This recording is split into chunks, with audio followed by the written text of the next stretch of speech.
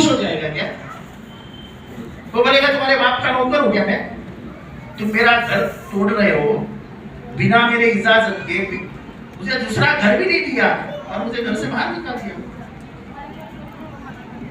इनको सत्ता का इतना गुरूर आ गया है कि कुछ भी करते। वो महंत क्या आदित्यनाथ, वो क्या वो कावड़ यात्रा नहीं, तो बोले सबने ठेलाओं पे नाम लिखो। क्यों लिखो भाई? तुम जानना चाहते हो कि कौन सा ठेला मुसलमान का है और कौन सा ठेला हिंदू का है? ये केस गई सुप्रीम कोर्ट ने। सुप्रीम कोर्ट ने कहा ये नहीं चलेगा, ये नाम कोई नहीं लिखेगा। ये सुप्रीम कोर्ट के समझ में आया कि मुसलमानों को मारने का। अगर वो कावड़ यात्रा में मुसलमानों को 1 रुपए की कमाई नहीं होती तो बेचारा गरीब पेट का मुसलमान क्या करेगा? ये सब जो प्लानिंग चालू है वो प्लानिंग इसी के लिए है कि मुसलमानों को माल से भी कमजोर करें। ये हम होने नहीं देंगे। हमारी सरकार आएगी तो मैं बताता हूं कि किसी ने भी किसी को अगर धर्म के नाम पे गाली दी तो 24 घंटे में उसको जेल के अंदर डालना। और ये मैं नहीं कह रहा, ये सर्वोच्च न्यायालय ने कहा है, सुप्रीम कोर्ट ने कहा है कि कोई भी आदमी किसी भी धर्म के बारे में भला बुरा कहता है तो उसको उठा के जेल में डाल दो। उसके लिए कोई कंप्लेंट की जरूरत नहीं है। तो फिर वो राणे छोटू इतना बात करता है तो ये गवर्नमेंट में समझ में नहीं आता है? समझ में आता है, लेकिन वो देख रहे हैं कि मुसलमान कब छिड़ेंगे, कब पथराव करेंगे और फिर हम राइट चलाएंगे। इसलिए मैं आपसे हाथ जोड़ के बोल रहा हूं, कोई कुछ भी कहे हम हमारा हाथ नहीं उठाएंगे, बिल्कुल शांति बनाए रखेंगे। ये बीजेपी की विचारधारा ये देश को खत्म कर दी। और बीजेपी के साथ जो गए वो चाहे अजीत पवार की घड़ी हो, चाहे एकनाथ शिंदे का धनुष्य बाण हो, सभी के बारे में जब बोला गया, पीछे एकनाथ शिंदे जी बैठे थे। मुख्यमंत्री ये कैसा बोल सकता है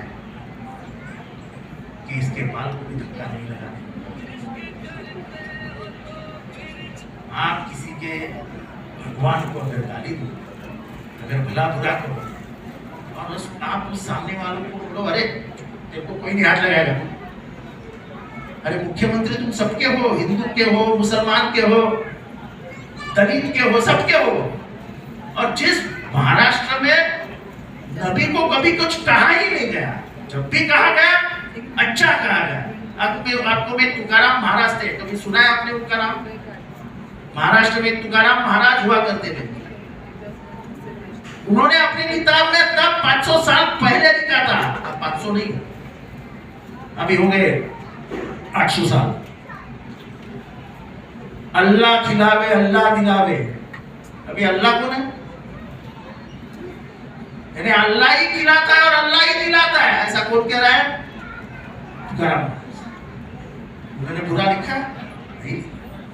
हर धर्म की प्रतिष्ठा रखना ये हिंदुओं का धर्म। और आपको भी नबी ने यही फरमाया, आपको तो ये कहा है कि बाजू वाला अगर भूखा हो और तुम खाना खा लो तो ये बराबर नहीं है। पहले बाजू वाला भूखा है तो उसको खाना पहले खिलाओ। ये धर्म सिखाता है भाई। तुम तो यहाँ मुसलमानों को भूखा रखने का और भूखा ही मार डालने की कोशिश कर रहे हो। तो इसलिए इस विचारधारा को रोकना पड़ेगा। हमने इसको रोका है। महाराष्ट्र ने 31 सीट हमने महाराष्ट्र में लोकसभा की जिताई। उत्तर प्रदेश में भी बड़ी जीत अखिलेश भैया ने प्राप्त की राहुल गांधी के साथ। हमको इधर भी एक होना है, एक होकर हम लड़ेंगे। अखिलेश जी आएंगे, घुमरा भी दौरा करने वाले मेरी बात हुई है। हमको हमारी विचारधारा की ही लड़ाई लड़नी है और हम बीजेपी के खिलाफ है, बीजेपी के दोस्तों को खिलाफ है। और जो आदमी अपने बाप को घर से धक्के मार के बाहर निकलता है, मुझे मालूम है ईमान वाले कभी उसको माफ नहीं करेंगे,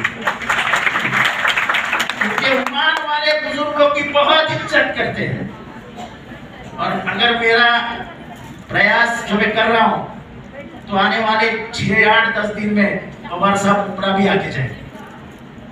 और आपको सबको कहता हूं कि रास्ते पे आके उस बुरे आदमी का स्वागत करो जो उसका जो भतीजा वाजिद पवार गया क्यों गया, कुर्सी मिल रही थी ना।